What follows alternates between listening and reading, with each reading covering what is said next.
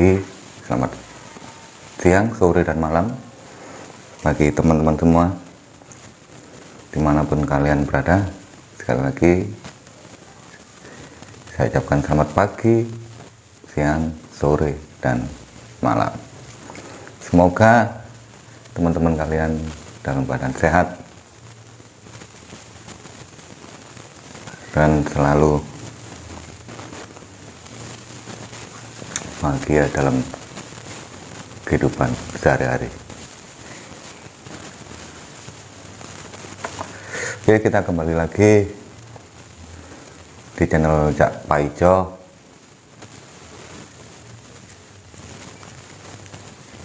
Saya minta maaf, sudah lama saya nggak upload video dikarenakan kesibukan dan beberapa kendala yang saya hadapi pada laptop saya,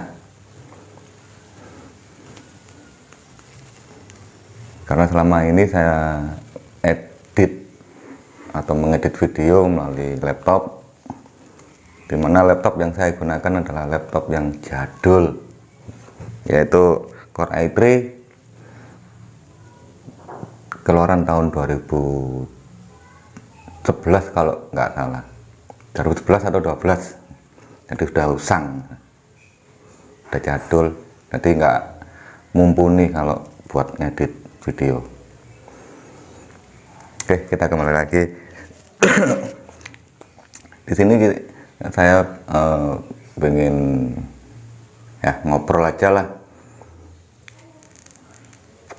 mengenai rumah yang saya tempati. Banyak peristiwa-peristiwa mistis yang terjadi di rumah ini. Penampakan,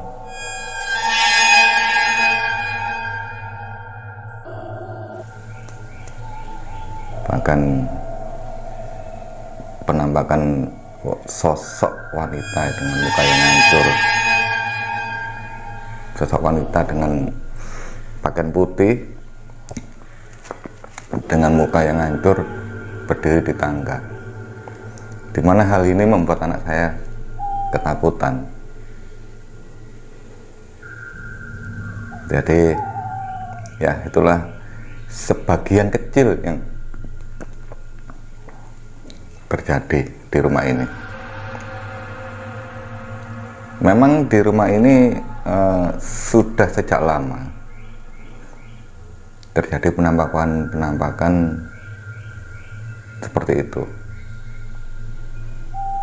seperti yang saya ceritakan beberapa waktu yang lalu di video yang saya ceritakan, yang pernah saya upload.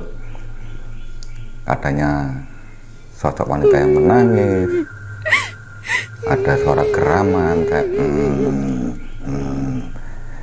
dengan juga ada desal nafas yang berat. Itu banyak sekali terjadi di rumah ini. Dan awal-awal saya menempati rumah ini, yaitu sekitar tahun 2006, saya sangat takut tinggal di rumah ini. Jujur saja, saya sangat takut.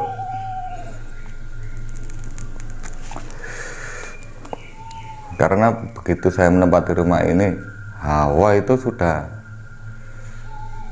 apa ya,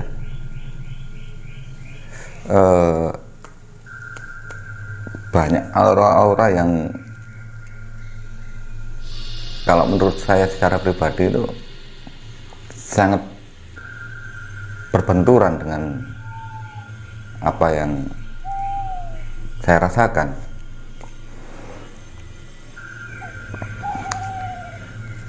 Jadi salah satu contoh adalah ketika waktu masih sore, kalau di Surabaya jam 7 itu masih sore, jam 7, jam 8 itu masih sore, karena masih ramai, kesibukan di luar itu masih ramai. Tapi yang saya alami di rumah, jam 7 itu serasa mencekam. Jadi di rumah hanya ada saya sama istri waktu itu. Jadi ketika istri saya habis makan masuk kamar, saya pun langsung masuk kamar. Jadi saya nggak berani tinggal sendirian di luar kamar. Begitu masuk kamar langsung saya kunci. Begitu terus setiap hari kehidupan saya secara pribadi seperti itu. Begitu juga dengan istri saya. Jika saya masuk kamar, dia akan mengikuti. Dia gak bakal berani di luar rumah, di luar kamar sendirian. Atau bahkan waktu saya masih pegang proyek, ketika saya di luar, kadang sampai larut malam, istri saya pun gak berani di rumah sendirian. Jadi ketika saya berangkat, saya harus mengantar istri saya ke orang tuanya. Begitu saya balik, saya jemput. Begitu setiap hari.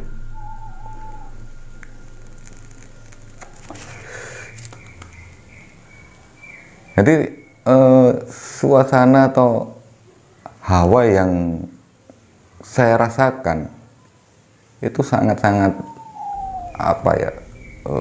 membuat bulu kuduk kita itu merinding.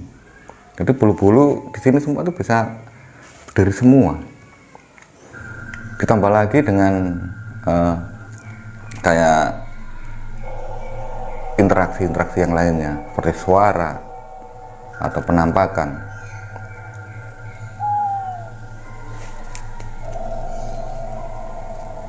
Dan bahkan suatu saat saya ambil keputusan, kalau saya seperti ini terus-terusan, nggak mungkin. Kenapa kok saya harus takut? Yang punya rumah ini itu siapa? Yang menghuni rumah ini itu sebenarnya itu siapa? Mereka atau saya sama istri saya? Akhirnya lambat laun saya berusaha untuk tidur di luar jam normal ketika awal-awal menempati rumah ini. Yang memang pada awalnya saya secara pribadi tidur paling sore itu jam 1 malam.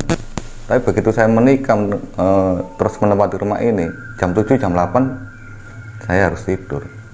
Karena apa? Rasa ketakutan yang terlalu berlebihan. Ya, singkat cerita, seperti yang saya katakan tadi, saya berusaha untuk tidur lebih malam lagi. Dimana saya juga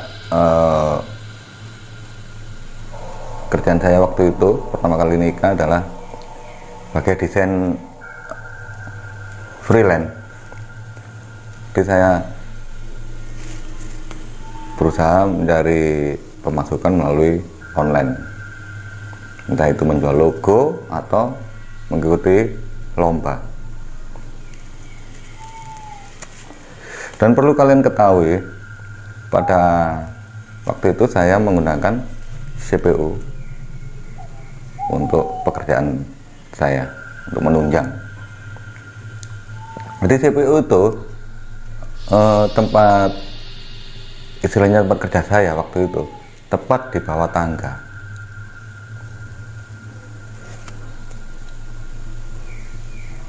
Dan perlu kalian ketahui bahwa di situ tepat di bawah tangga itu memang sering terjadi sesuatu yang membuat perasaan kita menjadi takut, terutama ketika di tangga. Tepat di atas saya, ini posisi saya di meja komputer, ini tangga, dan ada belokan seperti ini. Nah, posisi pas di tikungan tangga itu tadi, itu sering terjadi penampakan seorang atau sosok, bukan seorang. Kalau seorang kan manusia, kalau ini sosok perempuan berdiri di situ. Kadang dengan muka yang hancur.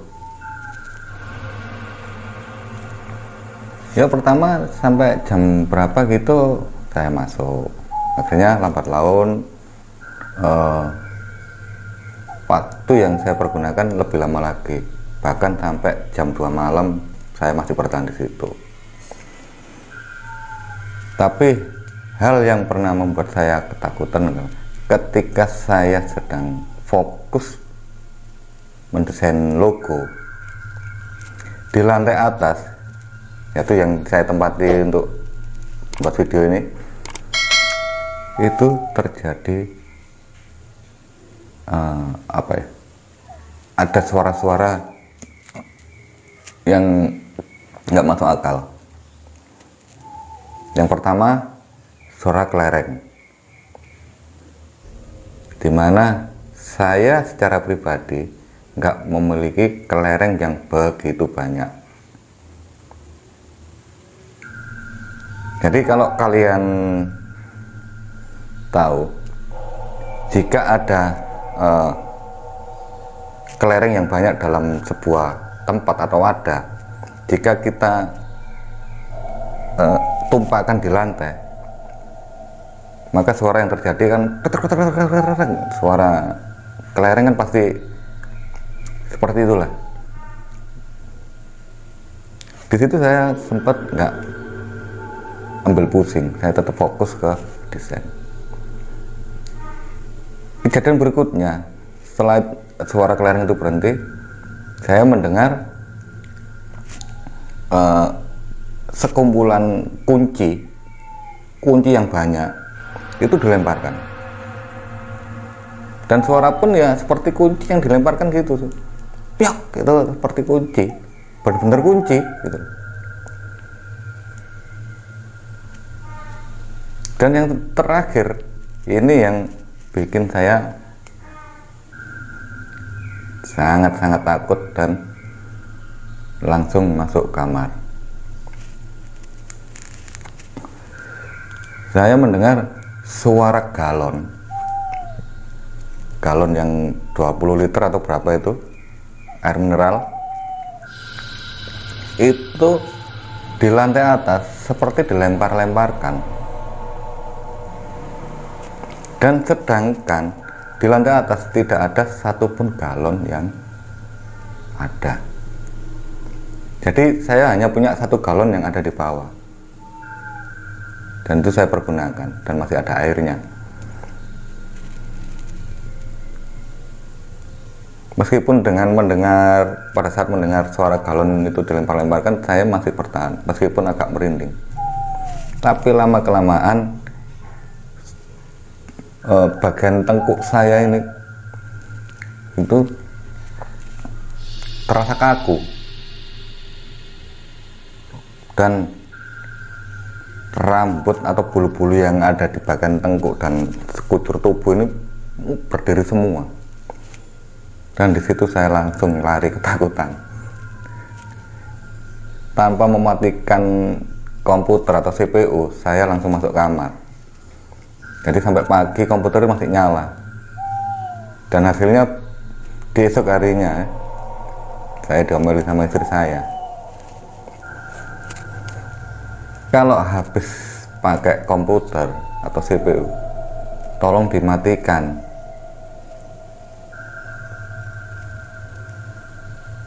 Saya pun nggak berani menceritakan apa yang saya alami itu kepada istri saya.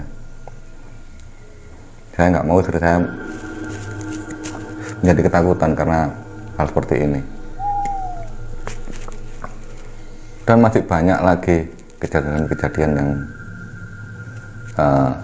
membuat saya heran. Pada waktu itu saya merasa heran, kenapa sampai seperti ini. Dan di sini, di ruangan ini, lampu yang ada di atas ini, bukan yang di gudang, lampu yang di gudang itu pernah mati, lalu saya ganti. Tapi dalam waktu 1 jam saya habis 4 lampu, 3 lampu TL 18 watt. Ya mungkin nggak sampai 1 jam, karena di rumah saya juga nyimpen cadangan lampu. Kalau ada lampu yang putus atau mati. Jadi begitu mati, saya ambil tangga, lalu saya ganti. Bareng sama istri saya ganti, saya naik, saya ganti, saya coba nyala, begitu turun, saya matikan, saya nyalakan lagi, nyala, langsung mati. Saya coba-coba lagi, nggak bisa nyala. Dan begitu saya naik lagi, saya periksa, ternyata lampu yang barusan saya pasang itu udah kosong. Lalu saya nyuruh istri saya untuk ngambil lampu cadangan berikutnya. Akhirnya saya pasang lagi, mati lagi dengan kejadian yang sama. Saya pasang nyala, begitu saya turun, saya coba matikan, saya nyalakan lagi, nyala, langsung mati. Ketika saya naik dan saya lepas dan saya cek, ternyata kosong lagi. Di sini saya jengkel. Lalu saya pun keluar rumah untuk beli lampu lagi karena cadangan di rumah udah habis. Saya pun keluar untuk beli. Begitu sampai rumah saya pasang lagi, dan begitu saya pasang saya pun ngomong, kalau sampai lampu ini kamu mati, kamu rusak lagi, gak bakalan saya ganti. Terserah karepmu piye. Dan ternyata lampu itu nyala dan bertahan sampai, kalau nggak salah itu seingat saya itu sekitar 5 tahun lebih masih nyala. Dan kalau kita berpikir secara logika, nggak mungkin, pasti ada hal di luar logika kita. Sedangkan kalau kalian tahu di bagian gudang, kalau kalian lihat di video shot saya, di situ ada, saya tunjukkan di bagian pojok kamar gudang. Itu kalau kalian bisa lihat, itu ada sebuah pintu portal. Dan situ adalah akses keluar masuknya kuntilanak. Dan memang kadang dia wujudnya berubah-berubah. Kadang menyerupai sosok yang gemuk, pakai daster. Dasternya ya berubah-berubah, kadang kembang-kembang, kadang putih polos, kadang menyerupai wanita cantik, kadang menyerupai sosok wanita dengan muka yang hancur. Dia sering keluar masuk situ. Dan satu kejadian aneh juga pernah dialami oleh teman saya di bagian gudang, dimana pada tahun 2011 kalau tidak salah, atau 2012, saya yang pada waktu itu kalau teman-teman ingat burung lovebird atau lovebird itu lagi booming-boomingnya. Jadi saya kepingin untuk punya open-open burung lovebird. Akhirnya saya pun beli dan saya taruh di bagian gudang. Jadi saya beli waktu itu kalau nggak salah masih 1 pasang. Dan teman saya yang mendengar saya baru beli burung, dia pun kepo, ingin tahu. Akhirnya saya tunjukkan dan saya ajak naik ke atas untuk melihat burung tersebut. Pada awalnya dia nggak cerita. Begitu dia masuk ke gudang, lihat burung ini, ngobrol gini-gini, nggak sampai 5 menit dia langsung pamitan pulang. Dengan alasan ada keperluan. Dan saya pun sempat mencegahnya, kenapa kok sebentar aja? Kita kan belum ngobrol terlalu banyak. Gitu. Akhirnya singkat cerita dia pun pulang. Dan beberapa hari kemudian saya pun ketemu dia dan dia pun bercerita. Dan dia pun sempat ngomong ke saya, "Oh, omamu ku edan ya, gendeng omamu itu." Saya gak tepat omamu. Loh, memangnya ada apa? Memangnya ono apa? Dan ternyata ketika dia naik tangga, dan di posisinya kan tangga kan posisinya ada di pojok, dan kalau mau ke gudang itu hanya belok kiri hanya berapa meter aja.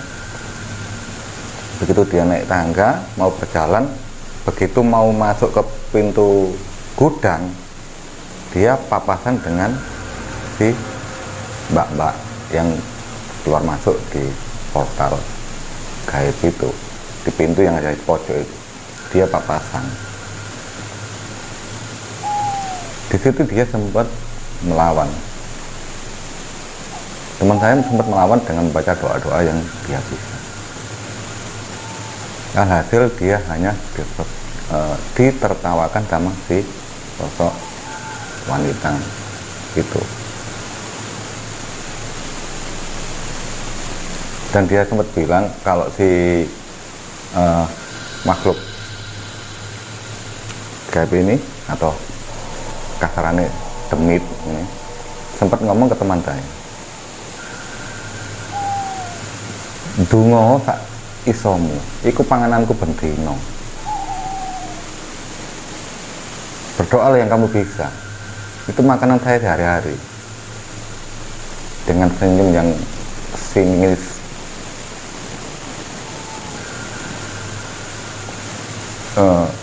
teman saya pun mendengar itu nggak kuat, akhirnya dia pun pulang itu.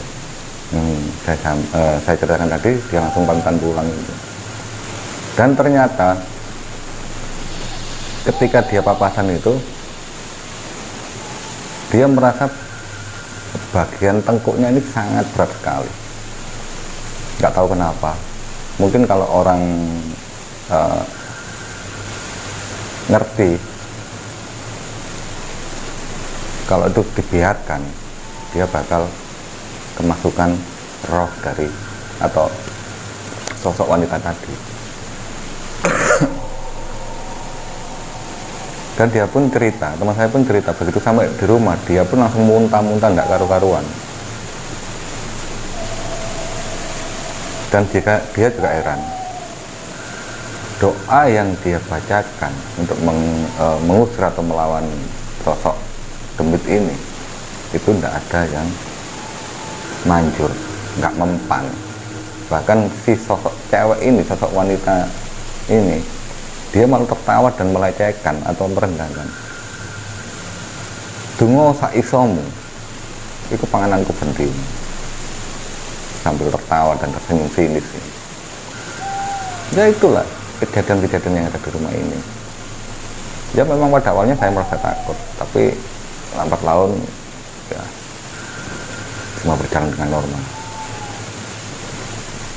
Dan masih banyak lagi kejadian-kejadian yang aneh yang bisa membuat orang yang menempatinya bakal lari tenggang-tenggang. Jadi kalau kalian ingin tahu posisi gudang, mari kita menuju sana. Ini masuk gudang. Dan dulu waktu saya masih baru menempati rumah ini, di sini ada 2 lemari. Di bagian sini ada 2 lemari berjejer. Di sini ada meja, tempat kayak bufet lah untuk TV.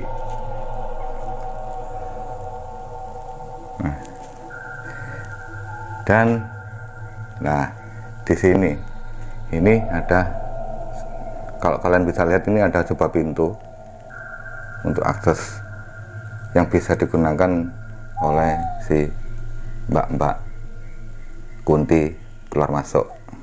Nih, pojok pas ini ada. Dan waktu itu teman saya yang lari ketakutan itu, burung labet saya taruh di sini, di meja sini. Ini ada meja ini. Jadi begitu dia masuk, dia melihat sosok wanita tadi itu duduk di atas meja di sebelah kandang burung.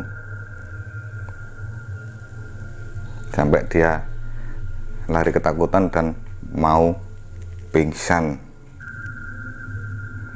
Jadi seperti itulah pengalaman saya selama menempati rumah ini. Mungkin kapan-kapan saya akan ceritakan yang lainnya, kejadian-kejadian yang membuat saya rada takut, penasaran. Tapi di situ juga menimbulkan keberanian saya untuk melawan mereka.